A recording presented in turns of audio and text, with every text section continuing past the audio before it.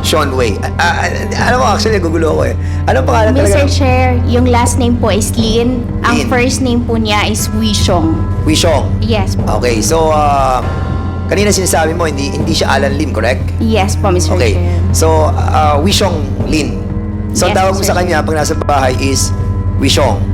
And one of these Sean Wei technology is to service provider, di ba? Ng mga Pogo. Master license po siya. Master license. Opo. So, can you kindly educate me on that field? And magkano or kami na mag-uusap? Need ko ibang number pagpapakausap mo ako paggawa kay Ted. Di ba? You remember Ted and Alvin, correct? Yes, Mr. Chair. Mr. Copy, Chair. ma'am. Wait. I'm not done yet. I'm I'll sorry, give you time. Mr. Chair. Ito yung ano mo, yung Facebook. Messenger. Mr. Chair, bigyan Is ko that po kayo. your Facebook account messenger? Is that yours? Yes or no? Yes, Mr. Chair. Oh, yes. But, Mr. Chair, So the next interpellator is Congressman Dan Fernandez. So Wait, sige. Actually, Mr. Chairman, wala naman akong tanong eh. Sige, ano na natin. Dalawang issue lang siguro to. Ay, kaya na lang. Miss Rose, Nono, Lynn. yes, Mr. Chair. Do you know a certain Alvin Constantino? Yes, Mr. Chair. What is your relationship with Alvin Constantino? He worked with me po. As a chief of staff? Yes po.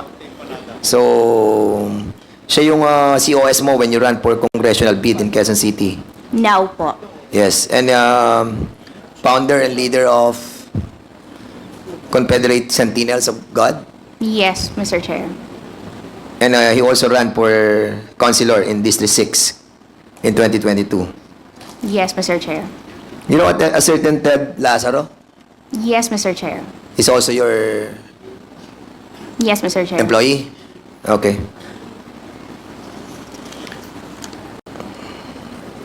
Yung bang pangalan ng asawa mo is Sean Wei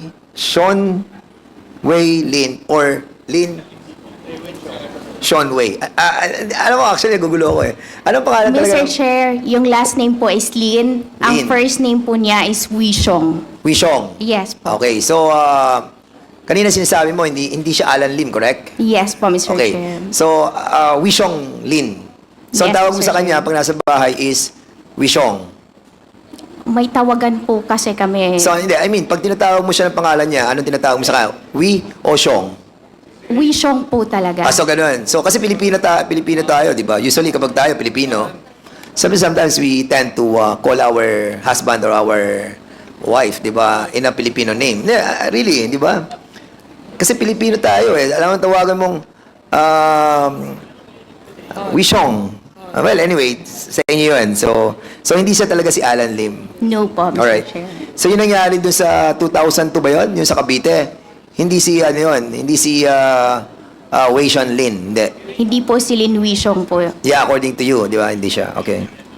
So, doon sa pagdating naman po sa negosyo nyo, kaya kayo nagkaroon ng maraming pera is because of the Pogo, correct?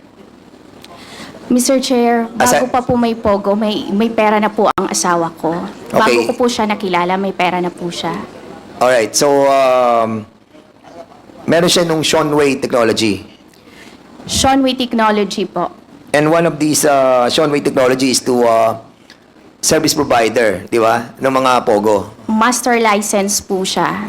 Master license. Opo. So, can you kindly educate me on that field? Mr. Chair, ang involvement ko po sa Sean Wei is again po, sa back office po ako. Yung nag-aayos sa mga papers, Hindi, nagsisip tinatanong ko, tinatanong ko, yung Sorry po. Sean Wei technology. Yes. Siyempre, meron kayong 22, di ba? You have so many, 32 name of licensing nyo under your, Sean Wei. I think Sean Wei technology is one of those that was given yung mga SABS licensee, correct? Tama po, Mr. Chair. At nagbibigay kayo ng service provider ng technology doon sa Pogo. Tama? Tama, Mr. Chair. Okay.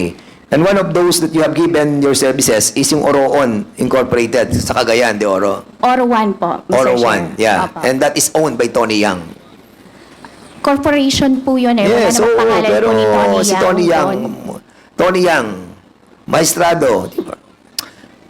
Babalik, pakikita namin dokumento, kaso ang dami pa namin kakalkalin dito, but we know that Tony Yang owns itong Oro 1 Incorporated sa Cagayan de Oro. Ito yung ni-raid eh.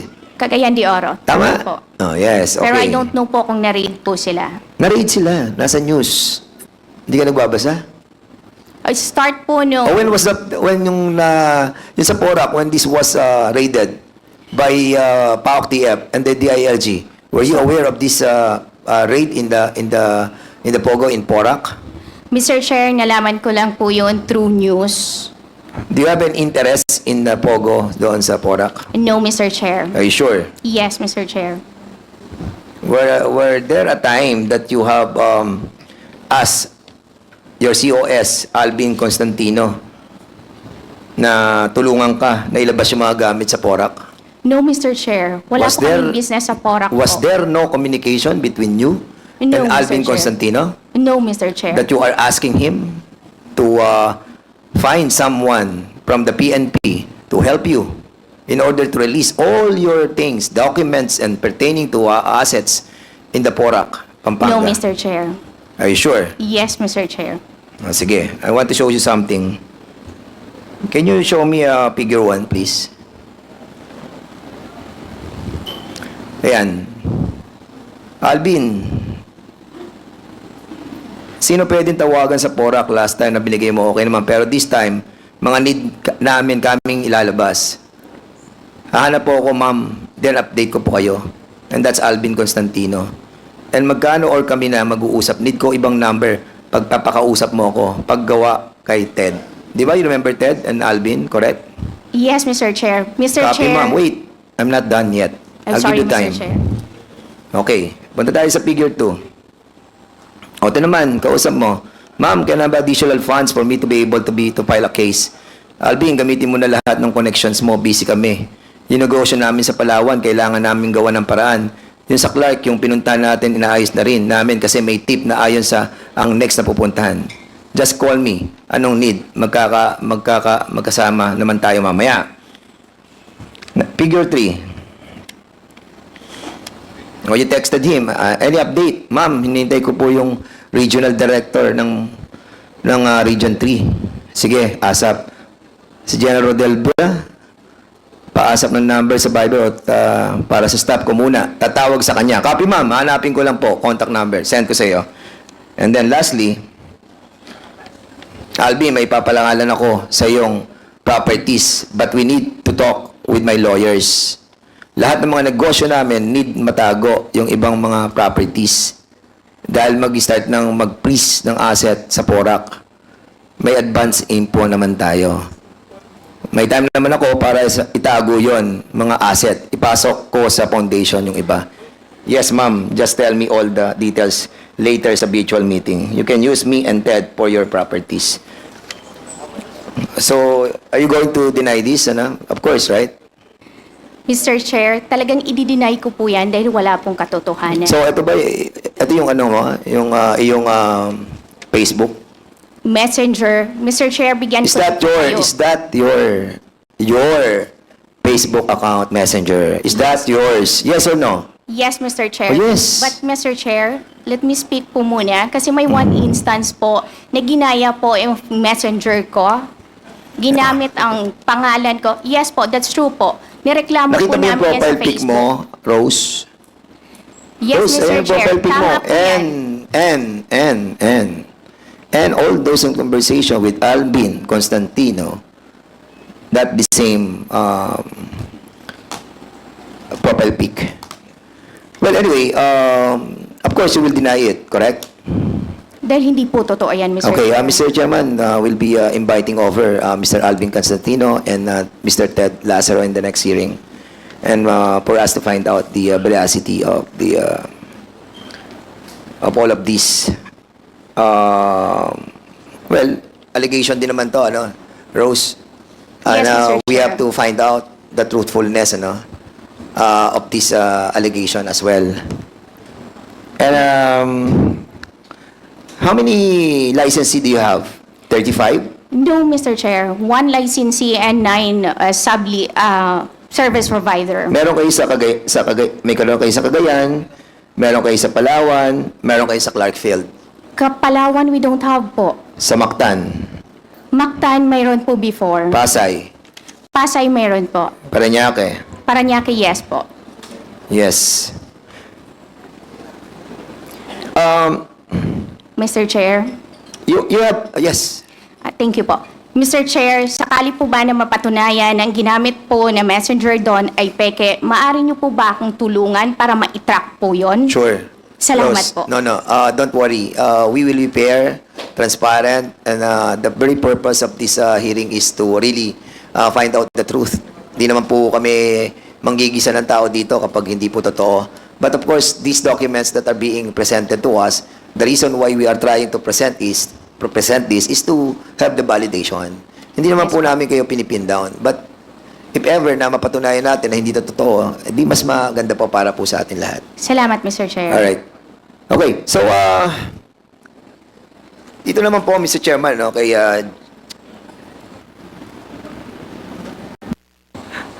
okay, kay Commissioner Paldon, kanina pa si Commissioner Chairman. Hindi, former Commissioner ng Customs, sir, no? Yes, Mr. Chair. Okay. Sir, kasi kanina, si Congressman Luistro, we're asking si Mr. Jimmy Guban about yung how it works doon sa custom. Can you kindly tell us, no? Kasi basically, meron naman kaming konting alam din, ano? Kapag nagdadak na po yung mga vessel. Kasi, Mr. Chairman, I really wanted to find out, no? Kung saan ang pinaguhugutan ng mga custom. Kung paano nakakapasok itong mga container na sinasabi ni Mr. Jimmy Guban na a lot of those containers, ang bilis nilang naitatago. So, from the docking ng vessel, ikaw bilang commissioner, what transpired once na they dock? Sir, Mr. Chair, unang-una, since 2017, 5 commissioners has already succeeded me. So the concept of operation Mr. Jimmy Guban has stated, I am not sure if that is still the same concept of operation the 5 commissioners has succeeded me. Wait, Commissioner, ang binabanggit ko po ganito. Once na yung cargo, dumating na po yung vessel. Dumating yung ship, andun yung cargo. Di ba, parang aeroplano, pag may cargo ka, magbaba doon, di ba? Unang-unang papasok sa aeroplano o kaya sa barko, syempre yung yung quarantine, di ba? Pasok yung quarantine, doctor, tingnan nila. Pag wala, pasok na kayo mga custom, yung mga Recording stopped. immigration, tapos yung mga custom inspector, tapos tinitingnan Recording nila in yung progress. mga sequencing ng mga kargong ilalabas. Kasi meron yung discharge ng mga cargo. So what happened? Kasi dito po natin makikita yung mga kargong inilalabas para makita natin, pag dadali sa warehouse, ano na nangyari? Doon nagkakaroon yung maraming sinasabi ni Jimmy Guban na nagkakabayaran di ba? Nagkakaroon ng proteksyon doon sa paglalabas ng cargo from the ship papunta sa warehouse. Ang tanong ko, since na doon na yung custom sa loob ng barko, halimbawa ilalabas, paano magko-commence yung operation on trying to get out all those cargos? Being the commissioner,